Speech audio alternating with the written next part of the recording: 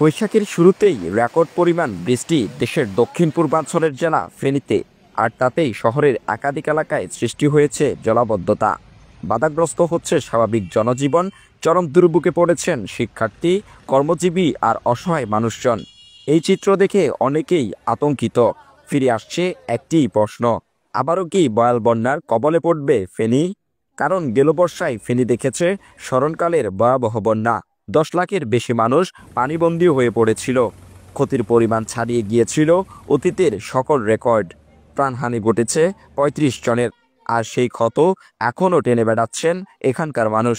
ফেনী জেলাতে খুব সদ্য একটা ভয়াবহ বন্যা গেছে, যার প্রভাব এখনো মানুষজন কাটিয়ে উঠতে পারে নাই। অথচ এখন বর্ষা আসছে, এই সময়ে ফেনীর পরশুরামে যে বাঁধ আছে, বাঁধটা এখনো নির্মাণ সম্পূর্ণ হয় নাই। স্বয়ংসম্পূর্ণভাবে এই বাঁধটা নির্মাণের দাবি জানাচ্ছি। বন্যার পর বাঁধগুলো মেরামত করা হলেও তা ছিল কেবল চোরাতালির ভরসায়। ফলে সামান্য বৃষ্টিতেই আবার ভেঙে পড়েছে সেই বাঁধ।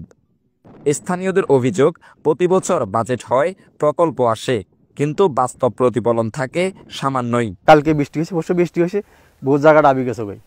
এটা যদি আরো একটু বড় করে গেলে, আরো উঁচা করে গড়েন, তাহলে আমরা একটু সুবিধা হইব। প্রথম দিন বৃষ্টিতে এটা নিচের দিকে পড়ে গেছে, আর এখনো তো বাড়তি বৃষ্টি হইতেছে না। পুরা বৃষ্টি যদি হয় তার রাস্তাটা ভেঙে পড়ে যাবে আরো এর চেয়ে বেশি।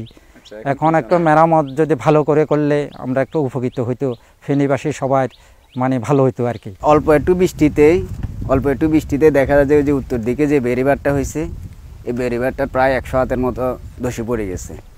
তো এই বাঁধটা যদি টেকসইভাবে বেড়িবাঁধটা দেয়া না হয়, আগামী বর্ষাতে আমরা আবার নদী ভাঙ্গনের সম্মুখীন হব। পানি উন্নয়ন বোর্ড বলছে, মুহুরী, কহুয়া ও সিলোনিয়া নদীর 102টি ভাঙন মেরামতে বরাদ্দ হয়েছে 20 কোটি 68 লাখ টাকা। আর দীর্ঘমেয়াদী সমাধানে না হয়েছে 4,635 কোটি টাকা একটি মহাপরিকল্পনা। তবে জমি অধিগ্রহণ সহ সম্ভাব্য ব্যয় ছাড়িয়ে যেতে পারে 10,000 কোটি টাকা।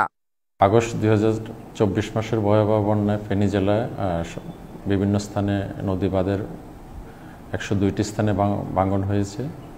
তার মধ্যে 96টি ভাঙন ইতিমধ্যে বন্ধ করা হয়েছে। 6টি বড় ভাঙনের কাজ চলমান আছে, তাও প্রায় শেষ পর্যায়ে। এছাড়া নিষ্কালিকাপুর বল্লারমুখ স্থানে আরও 2টি রিসেকশনিং কাজ নোম্যান্সল্যান্ডের জটিলতার কারণে কিছুটা অনিশ্চয়তার মধ্যে চলমান আছে। এটা আশা করা হচ্ছে খুব দ্রুতই আমরা ঝুঁকিমুক্ত পর্যায়ে চলে যাব। বন্যা বাংলাদেশের জন্য খুব স্বাভাবিক বিষয়। আমরা চেষ্টা করি যাতে বন্যায় আমাদের নদী তীরগুলা সংরক্ষণ করে বন্যার হাত থেকে আমাদের জনপদকে রক্ষা করা যায়। আমরা সে চেষ্টা অব্যাহত রাখব। তবু প্রশ্ন রয়ে যায়, কাগজে কলমে প্রকল্প থাকলেও কবে মিলবে টেকসই সমাধান? আর কতবার ভাসবে ফেনীর ঘরবাড়ি, ক্ষেত খামার আর মানুষের স্বপ্ন? চলছে বাঁধ নির্মাণের কাজ, তাও আবার জোড়াতালি। স্থানীয়রা বলছেন, টেকসই বাঁধ নির্মাণ না করা হলে আবারও বন্যার কবলে পড়তে পারে এই জনপদের মানুষ। এম কাউসার, ফেনী সমাচার, ফেনী।